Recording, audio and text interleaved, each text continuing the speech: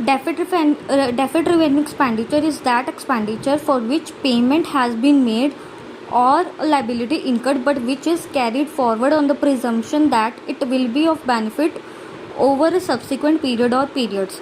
अब deferred revenue expenditure क्या होता है? ये एक ऐसे एक्सपेंसेस होते हैं जिसको हम करंट पीरियड पर इनकर करते हैं, बट इसके जो बेनिफिट्स हैं वो हमें सब्सिक्वेंट पीरियड्स में मिलते आने वाले टाइम में मिलते हैं. अब यहाँ पर हम ये भी कह सकते हैं, तो फिर कैपिटल एक्सपेंडिचर भी यही होता है कि हम खर्चा अब करते हैं बट उसका जो बेनिफिट्स है हमें आने वाले एक अकाउंटिंग पीरियड से ज़्यादा मिलता है. But there is a difference. जो हमारा कैपिटल एक्सपेंडिचर होता है वो होता है, हम उसमें हम क्या करते हैं, हम एसेट्स परचेज़ करते हैं लॉन्ग टर्म, जो हमारे फिक्स्ड एसेट्स होते हैं.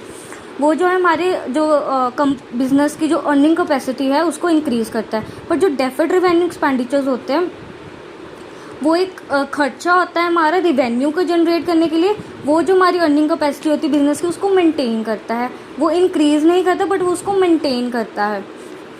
और जो कैपिटल एक्सपेंडिचर होता है उसके जो क्या कहते हैं, हम उसको बैलेंस शीट में कैपिटलाइज करते हैं और वो विद इन टाइम पीरियड हम उसको डेप्रिसिएशन चार्ज करके उसको उसकी लाइफ टाइम में उसको हम डेप्रिशिएट कर देते हैं. पर जो डेफर्ड रेवेन्यू एक्सपेंडिचर होता है तो इसका नेचर एक्सपेंडिचर का है, बट हम इसको प्रॉफिट एंड लॉस अकाउंट में हम एक्सपेंस नहीं करते, क्योंकि क्योंकि हम प्रॉफिट एंड लॉस अकाउंट में हम वो चीज़ें डालते हैं जिसको हम इनकम के अगेंस्ट चार्ज कर सकें. पर जो डेफर्ड रेवेन्यू एक्सपेंडिचर होते हैं उसकी जो इनकम है, रेवेन्यू जनरेशन है, वो सेम पीरियड में हमें नहीं होती, इसलिए हम उसको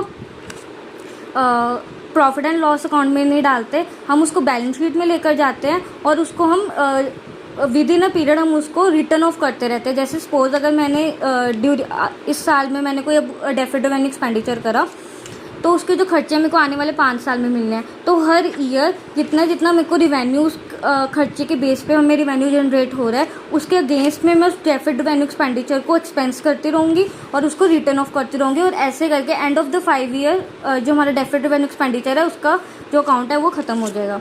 डेफर्ड रेवेन्यू एक्सपेंडिचर के एग्जांपल्स होते हैं जैसे कि अब हम एडवर्टाइजिंग के लिए हम जो एक्सपेंसेस करते हैं या रिसर्च एंड डेवलपमेंट के लिए जो खर्चे करते हैं, ये जो खर्चे होते हैं, अब हमने एडवर्टाइजमेंट करी अपने प्रोडक्ट की, हमने अब जैसे अब इस अकाउंटिंग पीरियड में हमने खर्चा कर रहा है तो ज़रूरी नहीं है उस एडवर्टाइजमेंट के जो बेनिफिट्स हैं उससे जो हमारी सेल्स इंक्रीज़ होनी है या रेवेन्यू जनरेट होना है वो हमें उसी अकाउंटिंग पीरियड में हो जाएगा.